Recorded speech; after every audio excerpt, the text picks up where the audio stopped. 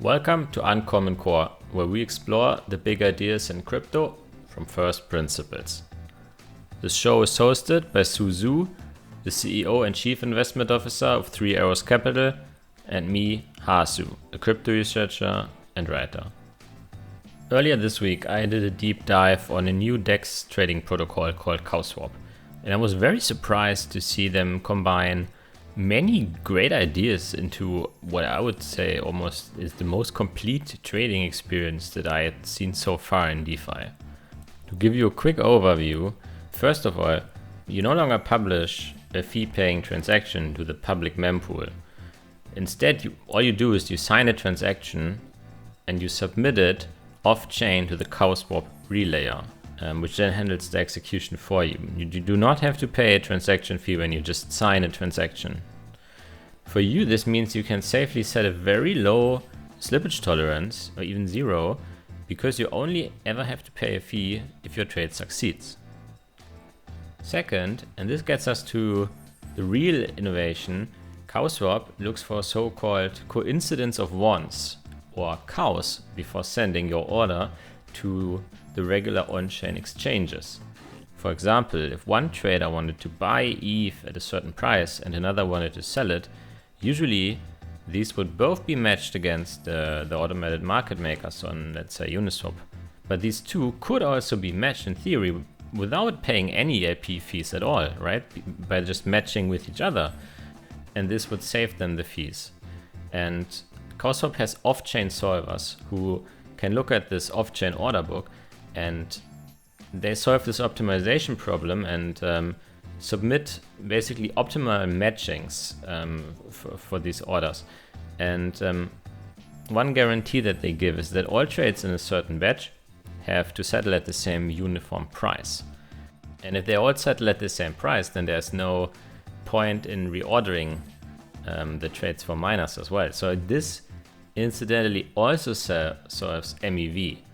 Only after this matching phase is over and no more coincidence of wants can be found, then basically CowSwap sends any excess order that hasn't been filled yet to the regular on-chain exchanges, right? And sort of settles the rest there. And if you didn't get all of that immediately, then don't worry. Neither did I, and that's why I invited Felix Leupold from CowSwap and Gnosis to answer my remaining questions. Originally, we were just going to do that, just chat about the protocol, and he was going to answer my questions. But I did ask if I can record our conversation without having any concrete plans of publishing it. But it turned out to be such a great conversation that it wasn't really much of a choice at all. So please enjoy this fascinating conversation on CowSwap with Felix Leupold.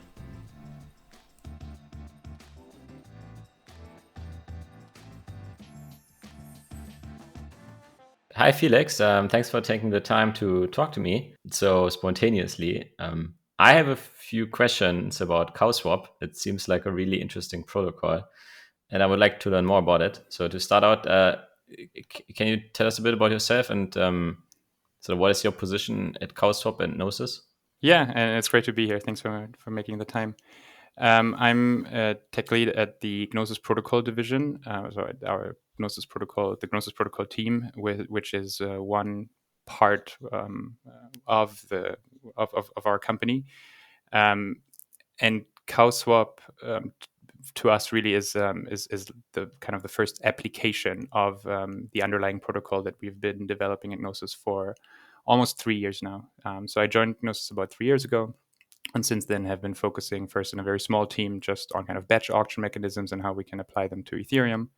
And then most recently, last year we launched Gnosis Protocol version 1, which had some success in the IDO space. And from then on, kind of the team split and we created Gnosis Auction, which is kind of another division within Gnosis, focusing just on a protocol for IDOs and buybacks and liquidations.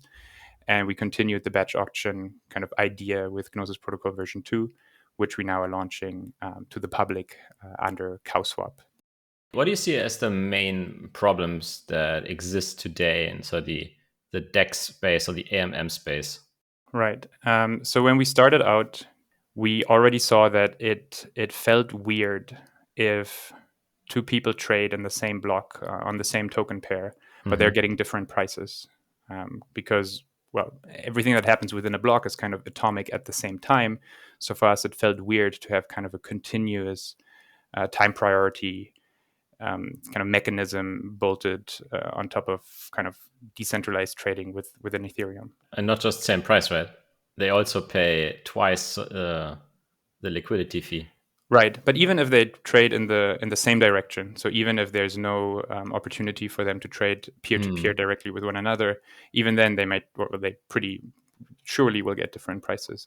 Well, the first one will get the better price than the second one. Yeah. And then most recently, well, this has been really manifested itself with kind of the rise of MEV, and kind of this topic has become really big in the ecosystem. And this is where we kind of see batch auctions, or that was kind of the original reason why we thought that batch auctions might be a good mechanism for that.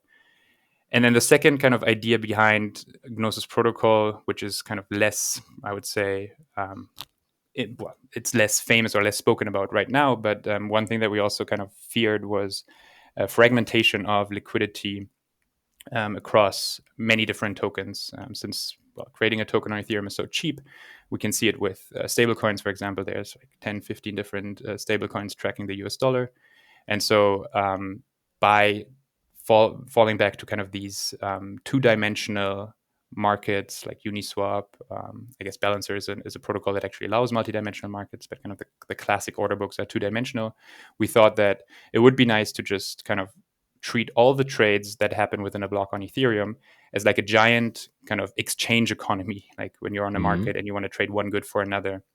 And you can do ring trades, for example. It doesn't have to be matched directly against one other person, but if you're trying to buy GNO and somebody else is trying to sell GNO for DAI, and somebody is trying to sell DAI for ETH, and then another person, well, you're basically trying to buy GNO with ETH, then we can form a ring, and by that can kind of work around potentially fragmented liquidity.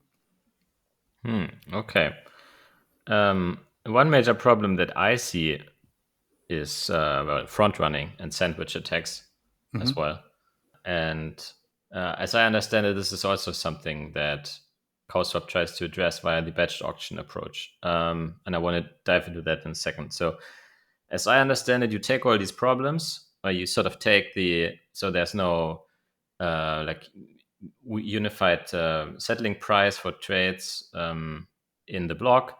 There is even if two users could be matched, like in a block, they don't trade in the same direction, but rather they trade in opposite directions. So really, they could be matched with each other, but instead they are both matched. They both trade against the market maker instead of with each other, and so they both pay the liquidity fee. And then on top of that, sort of you have the MEV where every trade can get front run, and probably like if the slippage limit allows it, then it will get front run, and the price impact allows it. And you have built a system that, to me, it looks sort of like a layered approach to addressing this problem.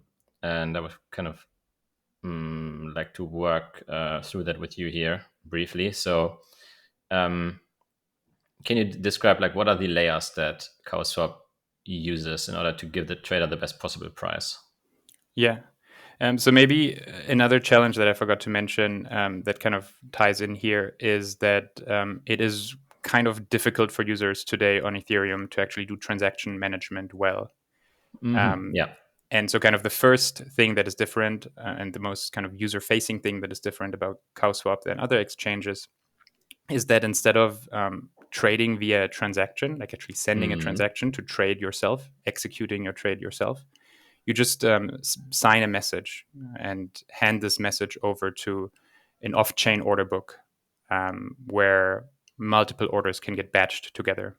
Right. And actually, let me interject there already. So, so this, like the transaction management, this is like very, very interesting point already to dive deeper on. So, so it's much better UX for the trader, of course, if they don't need to have ETH in their account, for example. But it also serves a very like a purpose for people who do have ETH in their account who would be willing to pay a transaction fee, and that is that it's not really economic for basically medium-sized and smaller trades to use zero slippage tolerance, right, on your trades. Mm-hmm. And that's because the market will occasionally move against you, too frequently move against you, and then your transaction simply fails and you pay the fee anyway. And this is completely removed here, right? So if I just sign a message and hand it to you, then I basically give this execution risk to CowSwap. Exactly. And there's one other advantage, kind of when the transaction kind of stays. Well, let's say the network is really congested, and even with a very professional transaction management, we wouldn't be able to settle it quickly. And maybe the price, or not the price, but the route that you were about to settle your trade against, let's say you were using Balancer, is no longer available. But maybe another route via SushiSwap became available. Then in our model, since you have only agreed on a price and given us a signature for this price, you don't care about the actual route that is being taken. The so-called solvers, so the execution layer of Gnosis protocol, can actually change the route between attempts of settlements. Oh, cool. Do you know if sort of other aggregators like 1inch work the same? So the execution route can change between blocks? So as soon as you have to submit the transaction yourself, the transaction data contains the route. And so if you set a gas price that is not mined immediately, or if there's a spike in usage and you're not speeding up your transaction, then as soon as this route is no longer available, your transaction will fail. Okay. And this would be even the case for kind of the execution layer within CowSwap, but to the user that is completely hidden. A solver that notices, oh, this route is no longer available, could try to replace their transaction with a higher gas fee, same nonce, to just basically try to, well, let's pick a different route. Or if the transaction did fail, then the solver would take that risk and resubmit it with a different route, rather than having the user deal with a failed transaction and having spent a lot of gas on basically doing nothing. Yeah. Okay. So before we get into sort of the coincidence of once and such, let's to stick with the topic of transaction management. So how does CowSwap manage to sort of so that I as a trader, I just give my signature and sort of hand this blob to you like a signed transaction, and you can sort of do whatever you want with that, right? It's not a signed transaction, so that's No, sorry. different. Yes, sorry. So what exactly do I sign? So the thing that you're signing is basically a sell token and a buy token of your which of the two is fixed. So if you have a buy order or a sell order, then kind of your limit price that you're willing to accept for this trade, and an expiry date. But isn't this a transaction? Except I don't publish it.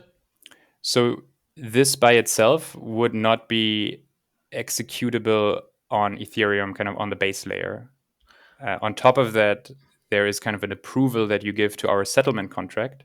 And our settlement contract has the logic built into it that if it gets the request to execute a settlement, it will basically check this blob and verify that, basically you have authored this. Before using your funds, it will verify that you've actually authored this transaction, and that authored this trade, and that the limit price that the solver is trying to execute is actually in line with what you were willing to accept.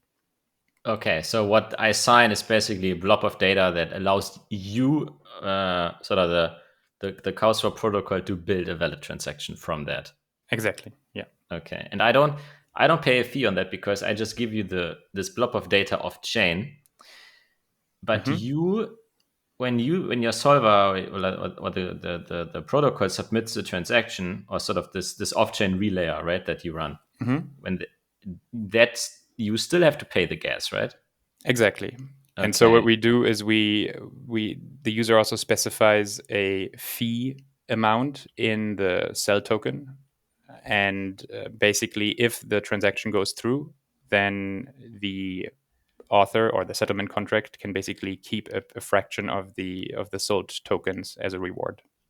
Okay, so for example, I get ETH back, then you're basically like taking a little of that in order to recoup the gas fee.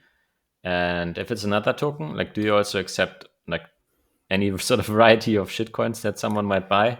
Yeah. So basically, at the moment, there's a list of tokens that we accept, and we would basically what happens if you're trying to if somebody tries to trade a token that we don't want to have exposure to, which I think at the moment we are still in alpha phase, so we're actually accepting I think even most of the coins. Yeah, I saw Then someone trade some kind of dog token that I'd never heard of. Right. But so basically, the logic of the protocol could be that instead of holding on to the token that you're selling, because it is already doing a swap, it could kind of route that fraction into some other token that it trusts. So let's say you're trading one shitcoin for another shitcoin, but it goes via ETH, then the protocol could just say, well, I have the right to so many tokens of your sell token, but I'm trading it anyway, so I might just convert it with the rest of your trade into ETH and then just keep the ETH or keep some other token on the route, or even put in a separate hop if you're trading shit token to shit token directly. Yeah, I see. Okay. And is this like, would you say this is sort of the optimal approach? Because to me, it seems so. Of course, like CowSwap is still taking the risk that the transaction fails, and isn't this like, couldn't you do it? I've thought about this. I think like Mist Exchange launched a few days ago, and they did something that I had been like an approach that I had already talked about in the past that seemed sort of rational to me, is where you transmit sort of an actual zero fee transaction to sort of flashbots, for example, so to GEF MEV, and also pay the miner from the output token. Right.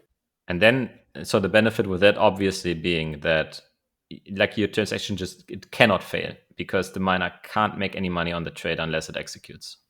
It only executes if the zero slippage limit is tolerated. Right.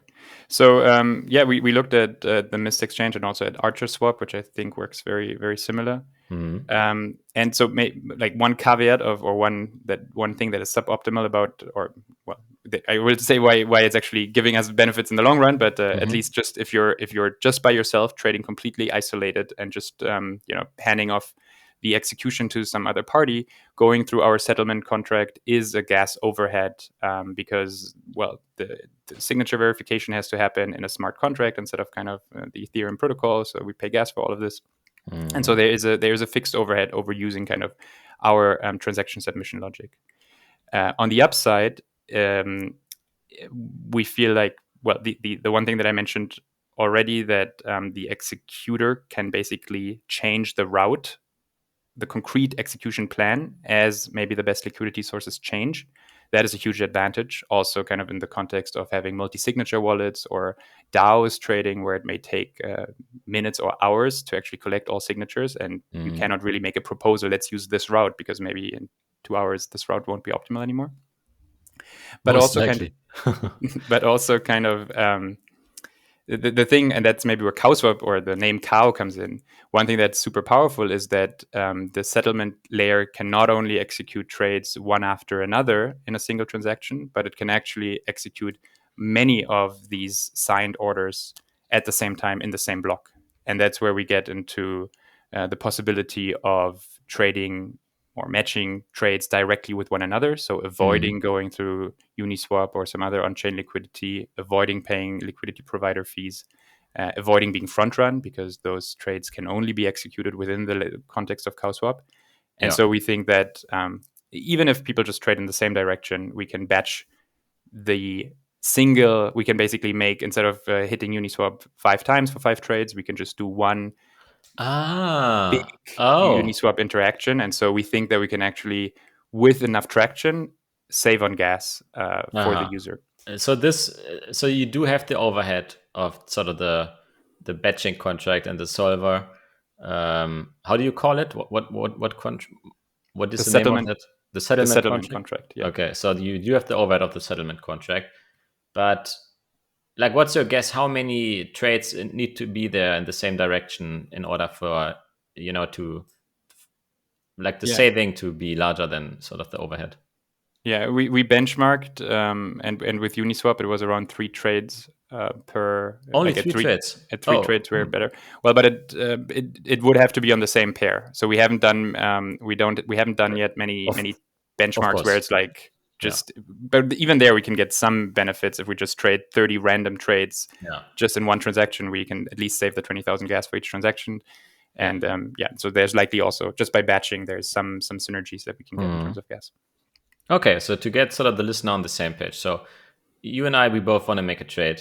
You want to buy WBTC with Ether, and I want to buy Ether with WBTC, and we want to make this trade at about the same time. And in theory, like instead of both trading with the automated market maker, we could also trade with each other, except that we don't know that the other person exists, right?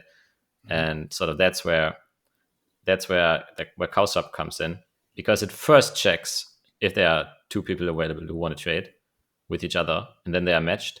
But then, as you said also, which I hadn't considered before, even if we want to both buy ETH with WBTC, then it can still make sense for us to execute our trade together, because we don't have to, we only have to tap Uniswap once basically instead of twice. So for the two of us, it doesn't make sense, but maybe there's like another person. There's also like Martin or something. And then suddenly it makes sense. Okay, that's interesting. And maybe even to add, you mentioned kind of the obvious coincidence of one scenario, which is kind of the end. Like that's really clear that if we want to trade the opposite thing, we can have this coincidence of one. But even if you're trading some random token, like some project token for US dollars, and I'm probably buying some other random project token with US dollar, then what happens in most cases is that it will actually be a 2-hop trade of project token to ETH and then ETH to USD. And so even though we don't have kind of an obvious coincidence of ones, we're trading different things, part of our route actually overlaps in kind of the opposite direction. So we can dissect the trade into its components and then still create a coincidence of ones and save part of the LP fee on one hop of our two trades, for example. Okay, I haven't. Okay, I mean, it sounds logical. Can you give an example? Because I don't think I've digested it yet. Yeah. So, let's say I want to buy. Let's say I want to buy GNO with US dollars, and you might want to buy. And by US dollars, you mean like USDC? USDC, for example. Okay. Yeah, and then we can even say you might want to buy Rep Bitcoin with DAI, for example. Yeah. And then let's say if you did this on Uniswap or kind of on whatever AMM protocol you'd be using, it would route you. It would route me from GNO to ETH because that's the most liquid pool, and then it would route me from ETH to USDC. Yeah. And let's say that for you it's kind of the other direction. So for you it would also route you from DAI to ETH and then to Rep Bitcoin. And so basically we could use we can basically skip. Let's say that the amount is roughly the same. We can basically skip at least one route going via ETH. Maybe let's actually say that you're buying it with USDC. I think then it's more obvious. So we both use the same stablecoin. But even if it's different stablecoins, we can use the fact that, for example, Curve or other providers have really, really tight rates for stablecoins, so we can even get a little bit more margin there. But yeah, just the more obvious case is probably if it's both USDC. So then, when I was going to buy GNO. So when I'm buying ETH from USDC, and because you're selling Rep Bitcoin, you're going via ETH, you're selling ETH for USDC, then on this part of the route, we have a coincidence of ones, and we can just trade against one another and only use the second hop of the route for getting our kind of, more exotic, interesting. But not identical tokens. Interesting. Okay, so you and me, we both sign. We both sign this. I'm still going to call it a transaction, even though it's just a blob of data. So we just sign a transaction. We don't publish it. We hand it off chain to the relayer. Sort of what happens next? I'm sort of looking to understand like what actually is a batched auction. How does it work? Right. And so there's maybe a difference between what happens now and what we want to happen in the future. Because, of course, the protocol is supposed to be fully decentralized. And so basically what happens is there is an off-chain order book that is queryable, kind of public for people that want to that are running these solvers that are trying to find matchings. Basically, right now the reality is that we are running a few different implementations of algorithms, but yeah, right now it's not really it's not really decentralized yet.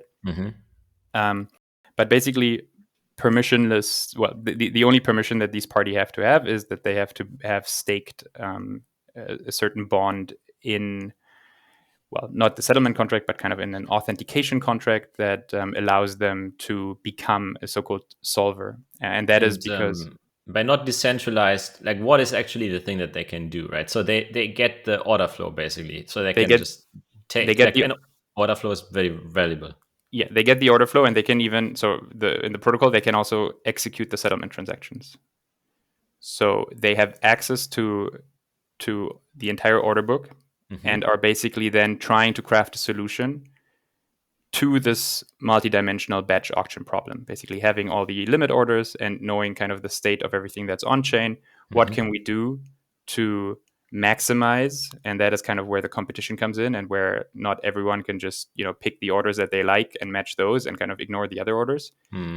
Basically, when they have a solution, they announce it to the protocol, and we have an optimization criterion which can be roughly estimated as the trader surplus. Basically, how much more in sum did people get after, well, when the matching is taken into account compared to their limit prices. So if you're willing to buy ETH at, I don't know, $2,500, but you actually got to buy it at $2,400, and you bought one ETH, your surplus is $100. And so there's a little bit more nuances to it, and this criterion has to be kind of more carefully.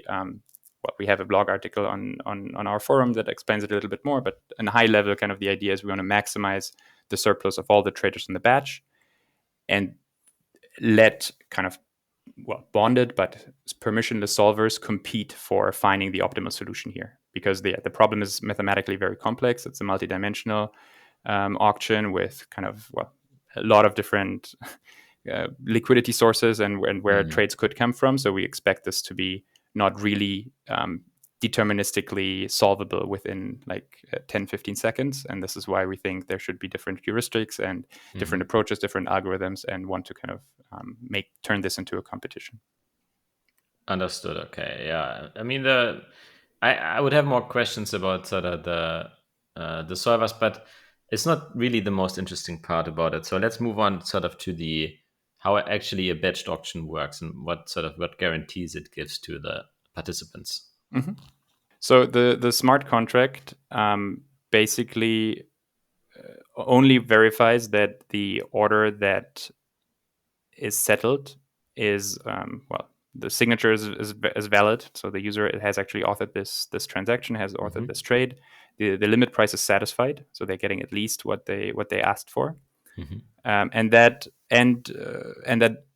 roughly is kind of what is verified on chain.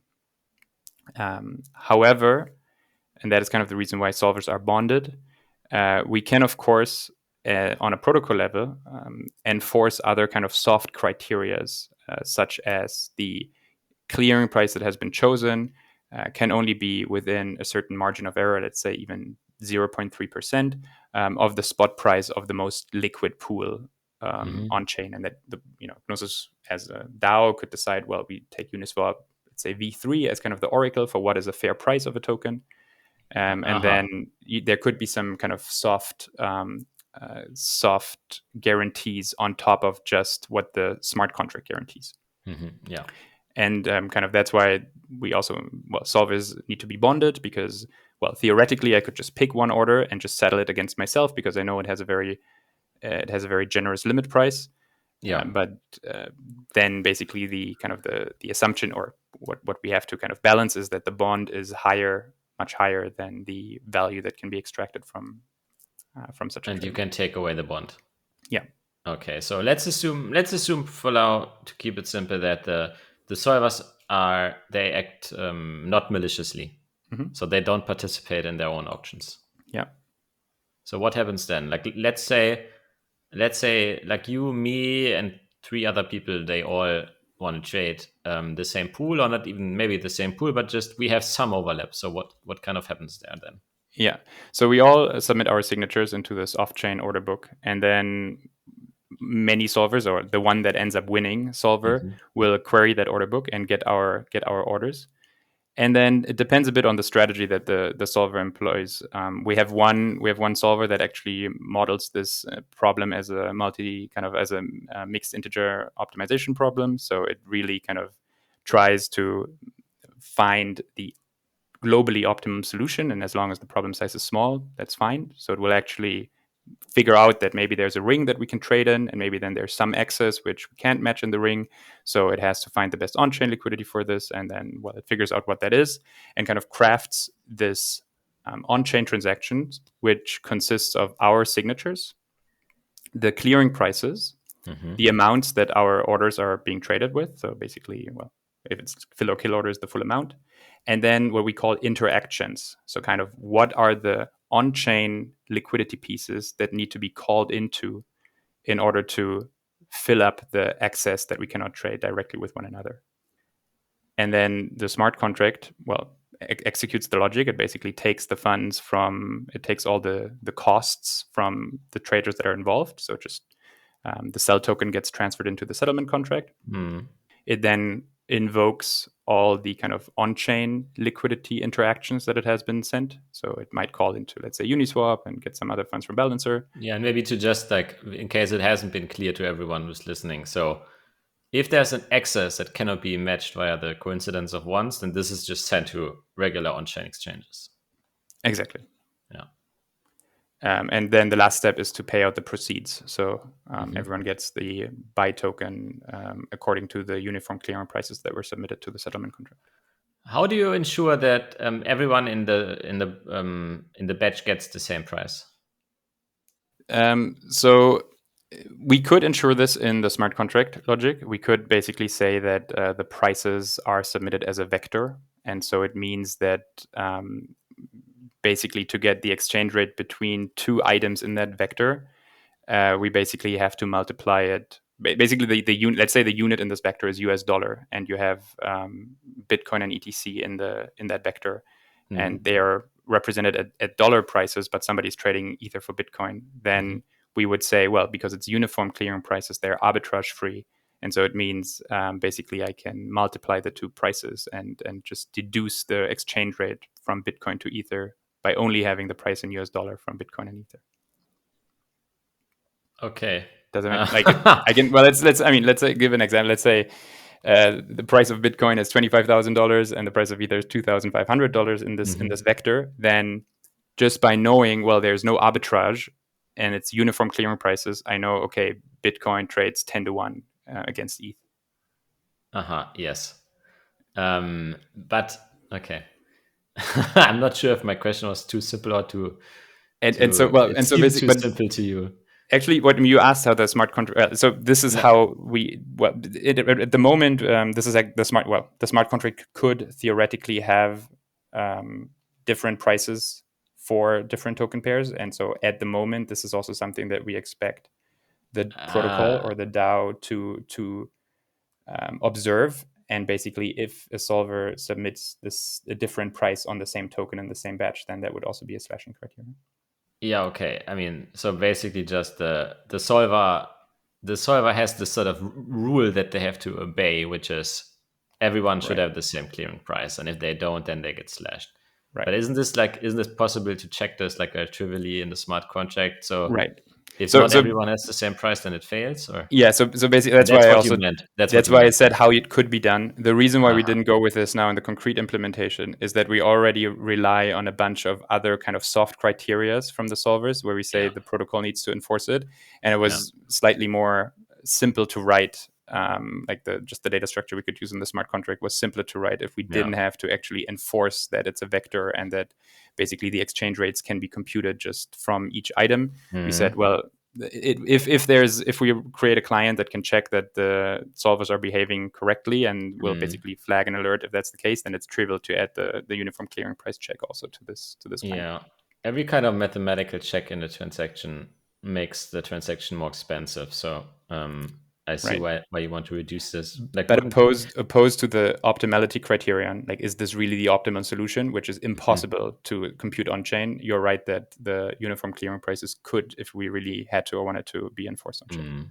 Okay, but it's like, it sounds like this is an example where it's much better to have like sort of a fraud proof, for example, where anyone can permissionlessly submit a transaction where the uniform clearing price has not been obeyed, and then they get the bond of the solver who basically disobeyed the rule. Right. Yeah, okay, that makes more sense. And given we have fraud proofs in the system, kind of in the logic already, then if this was the only thing we relied on fraud proofs for, Yeah. then it would probably not be worth it. But given that we kind of Ah, already okay. have. So you do. It's not even just like someone from the Gnosis team, hits the slash button. It is actually based on fraud proofs. Okay. So at the moment right now, we actually we are kind of whitelisting or allow listing the solvers that can participate, and so we make sure that we have a certain trust relationship with the participants in this competition. In Yeah. the future, we expect this to be done kind of automatically allow listed by posing a bond, and then we would assume that the Gnosis DAO, so a decentralized kind of committee can, or even like a Gnosis protocol DAO, if we want to break it down further, will enforce the slashing and kind of, create, may it be reality, like it could be even prediction markets or something, like basically create a mechanism that allows to whistleblow and slash. Yeah, I see. So when I submit a trade to you, and then sort of first you try to match it with another trader, you try to find some overlap, whether it's for the entire route or for some part of the route. But uh, this sort of requires for there to be other people who do want to make similar trades and to create this overlap. So I'm curious, how long is sort of the length of every batch? How long is my limit order valid to be filled by others before it kicks into this on-chain this on-chain mode where sort of the access is sent to, for example, 1inch? Right. So first of all, you have control over how long your order is valid. I do. Okay. You can change this in the UI. You can say by default the order is valid for up to 20 minutes. But our logic at the moment is that after 30 seconds we will match it with whatever is available. So we wait for at the moment up to 30 seconds. But you're totally right that of course this is kind of a chicken and egg problem, and we need kind of enough people to use the system for it to actually be valuable. I don't And actually see it here in the UI. Like, you're not talking about the transaction deadline setting, right? yes, But doesn't the this have like a completely different, like in the regular DEX interface, this has a completely different meaning, right? Just that right. the transaction doesn't execute. Whereas what I'm asking is sort of, how long can I keep my order in the order book before it's kicked out of the order book to the on-chain exchange, not actually Right. expiring? So so right now you don't have control over this parameter. It's set to something like 30 seconds. 30 seconds, okay. And what we do is, at the moment, in order to get traction, we subsidize the fee significantly. So the fee that you're paying on a CowSwap trade will actually be much less than what you would pay if you go, let's say, on Uniswap and did your trade directly. And we're envisioning that this form of subsidy could be dependent on how long you're willing to wait. Kind of similar to how Uber Pool back in the days was launching. At least I Yeah. remember it in the US. They had like, okay, if you're willing to wait for 5 minutes, we're going to give you a cheaper rate. And then most of the time you didn't get matched because there were not that many people using it at the I mean, time. it's not even that, right? I mean, I'm kind of curious how you arrived at 30 seconds. Like, it seems that. So, okay, there's one obvious reason, like people want to get their trades executed in like some reasonable time. But to me, it seems like I would be inclined to wait like many minutes in order for there to increase the chance that there's some coincidence of ones there.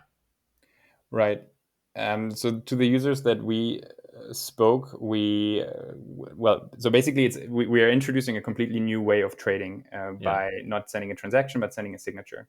And so one of the feedbacks that we got immediately was, yeah, well, this is cool, this is great, but it takes forever. And if I'm trading it takes forever, but it takes, if we wait 5 minutes, which is actually what we did in Gnosis Protocol V1, people were saying my trade takes forever and I'm trading some more volatile token, so the price movement of the token within these 5 minutes, if against you, might actually be more impactful to you than saving 0.3% liquidity provision fee or saving a bit of gas.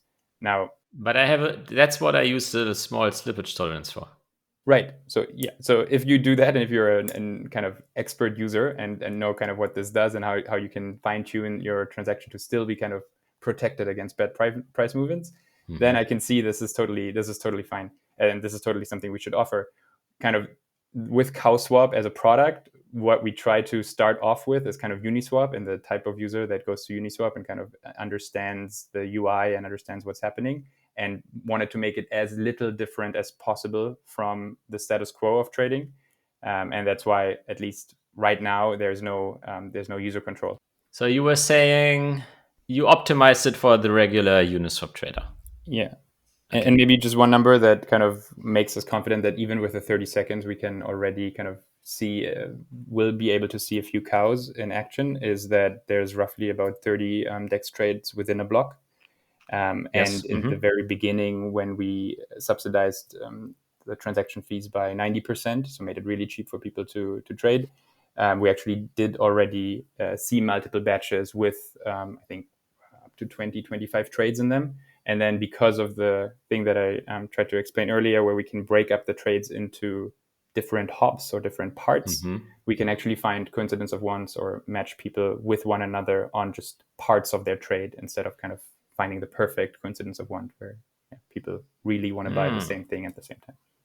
So if I want to trade like a pretty frequent pair, let's say like ETH WBTC. So what is basically my odds at any given time in these 30 seconds that I see someone like that? I get a coincidence of ones.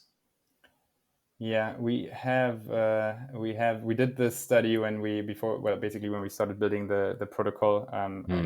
So I don't have the numbers off the top of my head, but we did find a reasonable.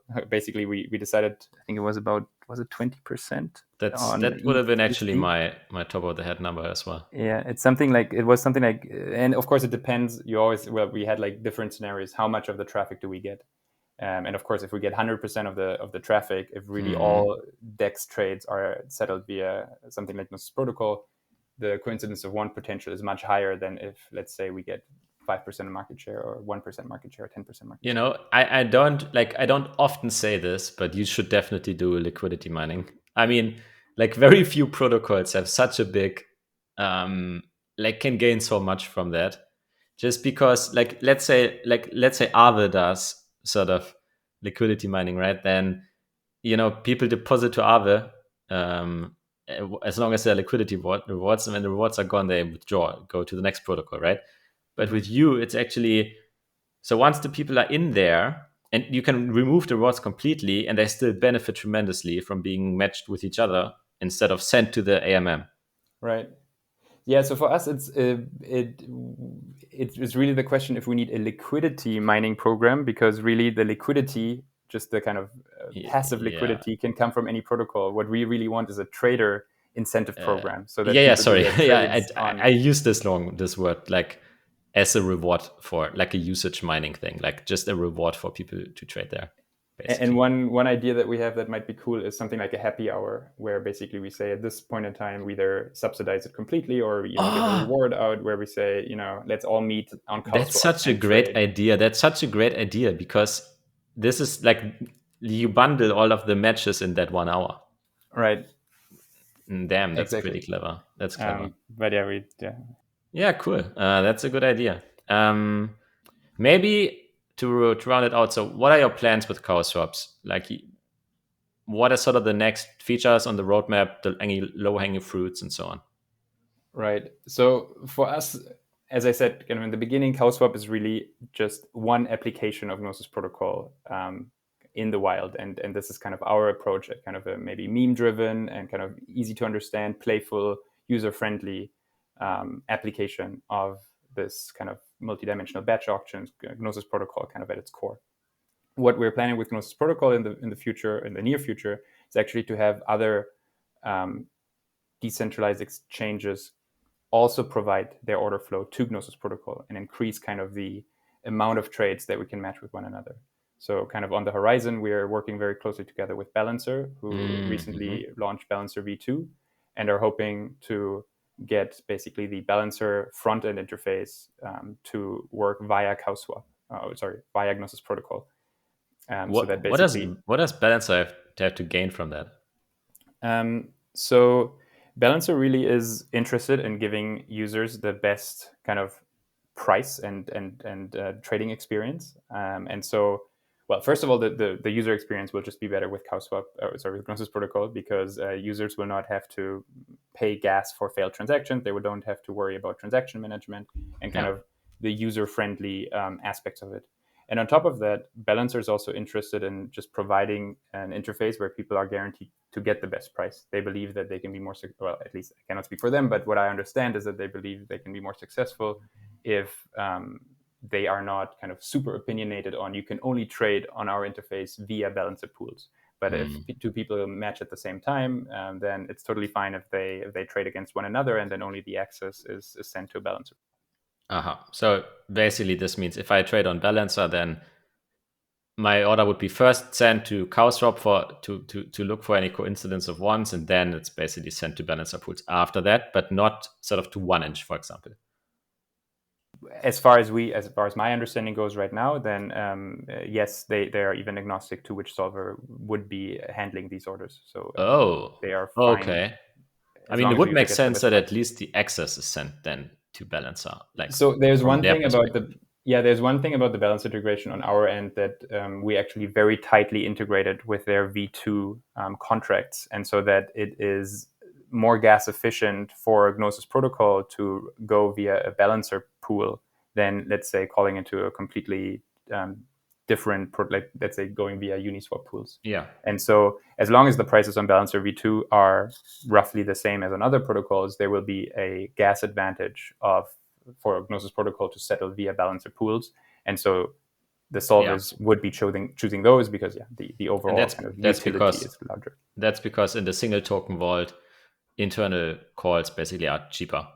That for one, and then also our integration with their vault is so tight that it's like really tightly integrated that we can even the smart contract, the settlement contract, can even hold some balances inside the internal vault, and so we can even avoid kind of depositing into the vault and withdrawing from the vault if we don't have to. So our integration there is extremely focused on gas efficiency. Cool. Thanks so much, Felix. You have built a tremendous protocol here. Haven't done an episode focused on any projects for a long time, so this was very interesting.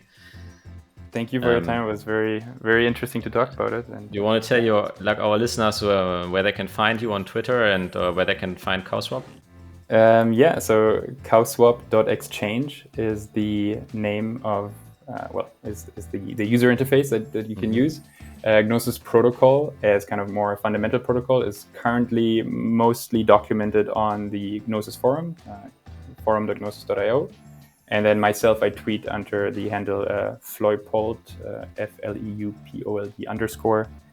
And Gnosis PM is also a Twitter account where we kind of post news about our products. And of course, @MEV Protection is the official Twitter account from the CowSwap exchange, which will update kind of new features that we push on this front, and maybe when happy hour becomes a thing, we'll post about these kind of things. So that's a good fun account to follow as well.